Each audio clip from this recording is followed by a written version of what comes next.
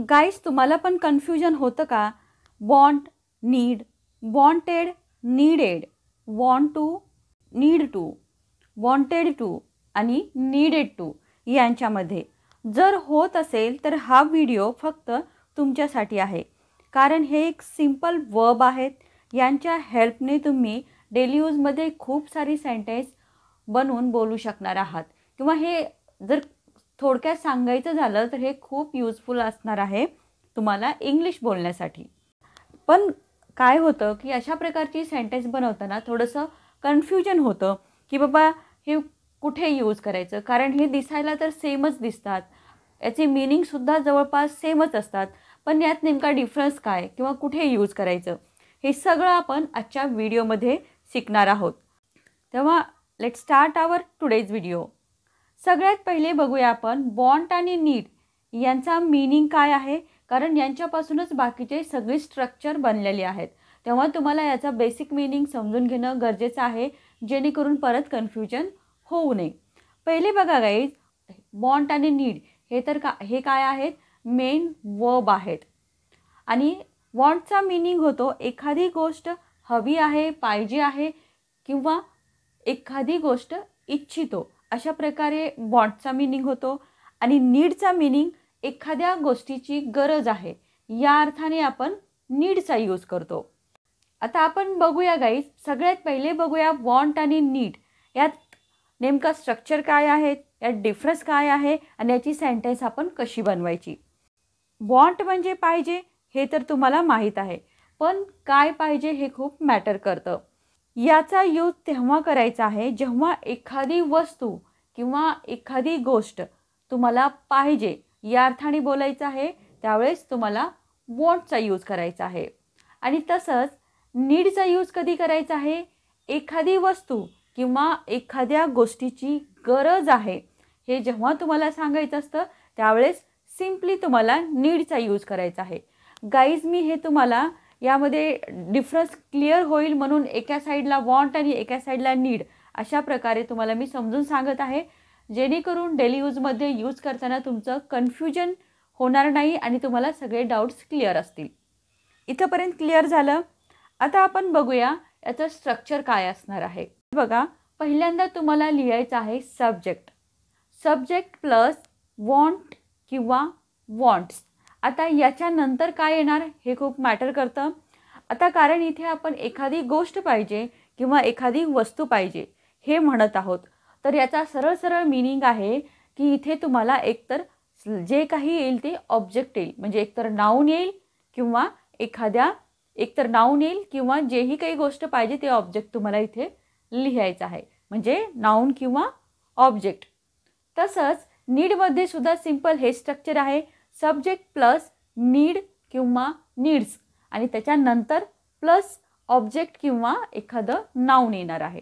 म्हणजे जवळपास structure same आहेत, फक्त चेंज कुठे आहे जे तुम्हाला लक्षात आलेलं असेल. आता प्रश्न उरतो की बाबा वॉन्ट किंवा वॉन्ट्स कुठे यूज करायचं. गाई, जर तुम्ही सिंपल प्रेझेंट टेन्स जर शिकला असताल तर तुम्हाला चांगल्या प्रकारे क्लिअर असेल की आपण वर्बला यस किंवा ईएस कधी लावतो. पण गाईज, आता तुम्ही तिथे वर्ब असणार आहेत, पण इथे जे आपलं आहे वॉन्ट किंवा नीड हे काय आहेत? इटसेल्फ काय आहेत? हे वर्ब आहेत. म्हणून आपण इथे काय करायचं आहे, जेव्हा आपला सब्जेक्ट सिंग्युलर म्हणजेच एकवचनी असेल, म्हणजे कोणते? ही, सी, इट किंवा नेम असेल, त्यावेळेस सिम्पली तिथे तुम्हाला वॉन्ट्स लिहायचं आहे. सिंपल प्रेझेंट टेन्सच्या रूलचा इथे यूज करायचा आहे, वॉन्ट्स. आणि ज्यावेळेस तुमचा सब्जेक्ट प्लुरल असेल, म्हणजेच अनेक वचनी असेल, आय, यू, वी, दे, तिथे तुम्हाला सिम्पली वॉन्ट लिहायचं आहे. सेम हाच रूल नीडच्या ठिकाणी सुद्धा लागू करतो. ही, सी, इट किंवा नेम असेल, म्हणजेच एकवचनी जर आपला सब्जेक्ट असेल तर सिम्पली नीड्स लिहायचं आहे. आणि अनेक वचनी सब्जेक्ट असेल म्हणजे आय, यू, वी, दे, तर तिथे सिम्पली तुम्हाला नीड लिहायचं आहे. क्लिअर झालं? दोन्हीमधला डिफरन्ससुद्धा क्लिअर झाला, दोन्हीचे स्ट्रक्चर क्लिअर झाले, दोन्हीचे मीनिंग क्लिअर झाले, बरोबर. आता याचे एक्झाम्पल्स बघूया.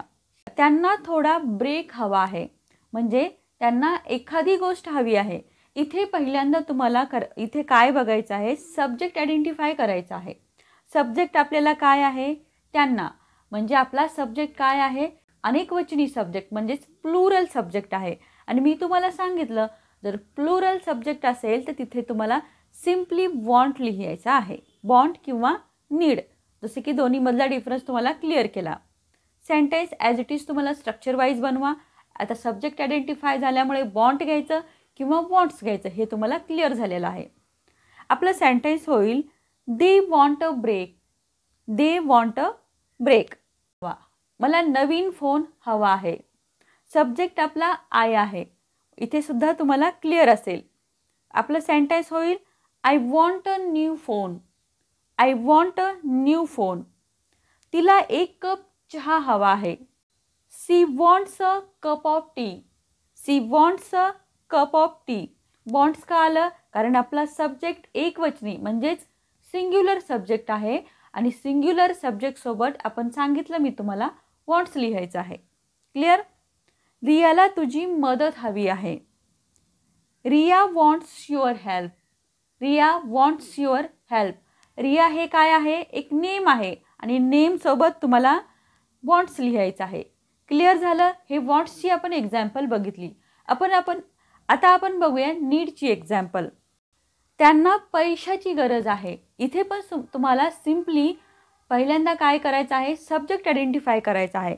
आपला सब्जेक्ट आहे त्यांना, म्हणजेच आपला सब्जेक्ट काय आहे, प्लुरल सब्जेक्ट आहे. आणि प्लुरल सब्जेक्टसोबत मी तुम्हाला सांगितलं सिम्पली तुम्हाला नीड घ्यायचं आहे. म्हणून इथे सेंटेन्स काय होईल, they need money. They need मनी. त्याला तुझ्या मदतीची गरज आहे. त्याला म्हणजे सब्जेक्ट आपला ही हा सब्जेक्ट काय आहे, सिंग्युलर सब्जेक्ट आहे. आणि सिंग्युलर सब्जेक्टसोबत आपण काय करतो, नीड्स म्हणजेच वर्बला यस लावतो आणि आपलं इथे वर्ब काय आहे, नीड आहे. बनवा सेंटेन्स.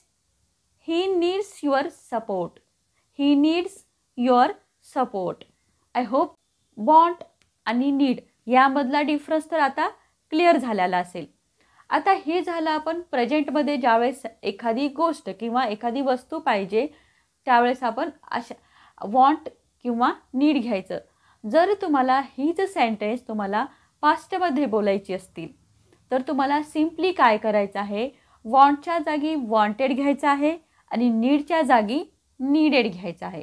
ज्यावेळेस तुम्हाला पास्टमध्ये हीच सेंटेन्स बोलायची आहे त्यावेळेस. क्लिअर.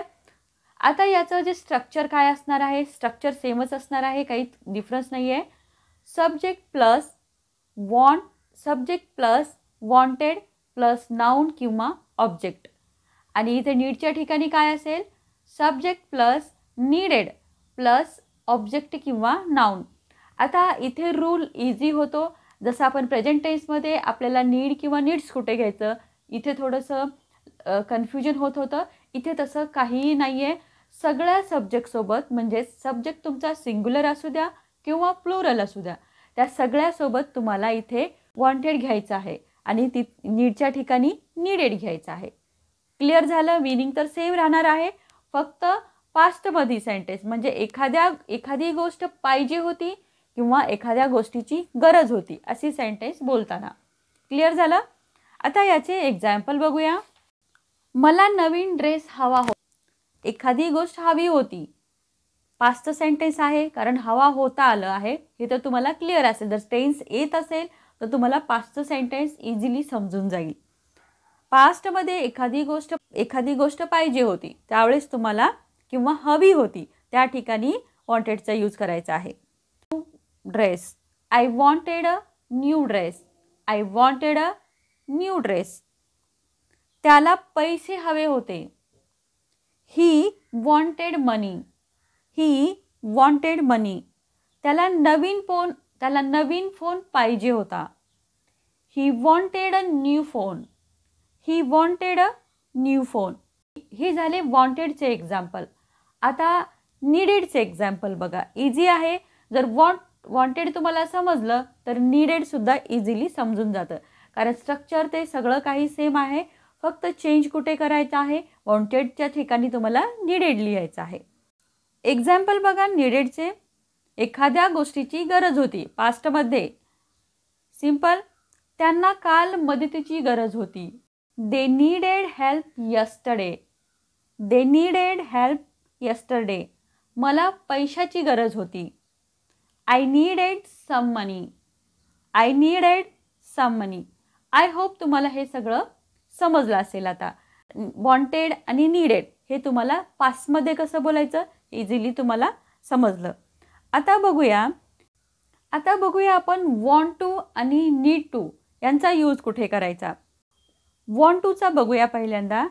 एखादी गोष्ट म्हणजेच एखादी क्रिया करण्याची इच्छा आहे किंवा एखादी क्रिया करू इच्छिता, हे जेव्हा तुम्हाला सांगायचं आहे, क्रिया म्हणजे काय, ॲक्शन, हे जेव्हा तुम्हाला सांगायचं असतं तिथे तुम्हाला सिम्पली वॉन्ट टू आहे.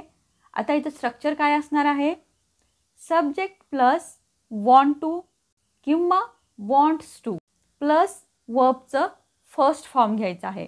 आता तुम्ही म्हणाल इथे वर्बचं फर्स्ट फॉर्म का घेतला आपण, जेव्हा टू एखाद्या वर्बसोबत टू जोडलं जातं त्याच्यानंतर जे वर्ब येतं ते नेहमी बेस फॉर्म येतं.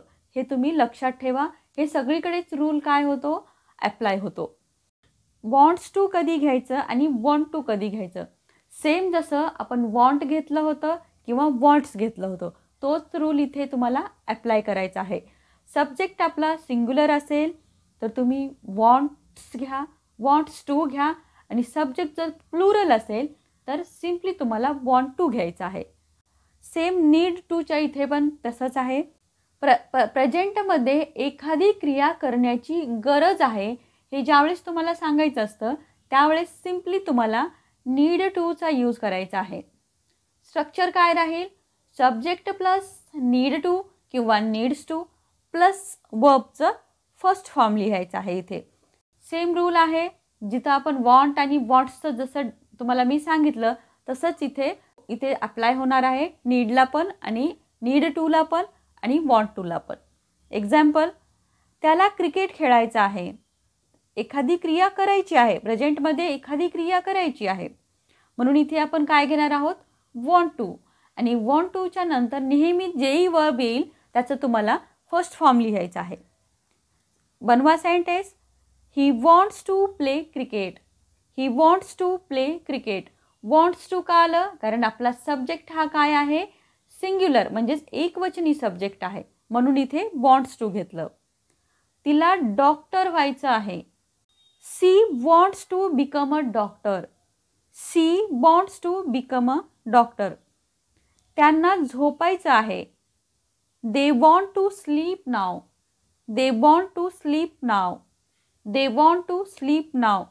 इथे वॉन्ट टू का आलं, कारण आपला सब्जेक्ट काय आहे, प्लुरल आहे आणि प्लुरल सोबत आपण वॉन्ट टू घेत आहोत. एक्झाम्पल, मला घरी जाण्याची गरज आहे. I need to go home. I need to go home. त्याला अभ्यास करायची गरज आहे किंवा त्याला अभ्यास करायला हवा. You need to study. You need to study. त्याला लवकर झोपायला हवं. He needs to sleep early. He needs to sleep early. I hope तुम्हाला इथेपर्यंत क्लिअर झालं असेल. प्रेझेंटमध्ये एखादी ॲक्शन करायची असेल तर वॉन्ट टू किंवा नीड टू घ्यायचं. इथंपर्यंत क्लिअर.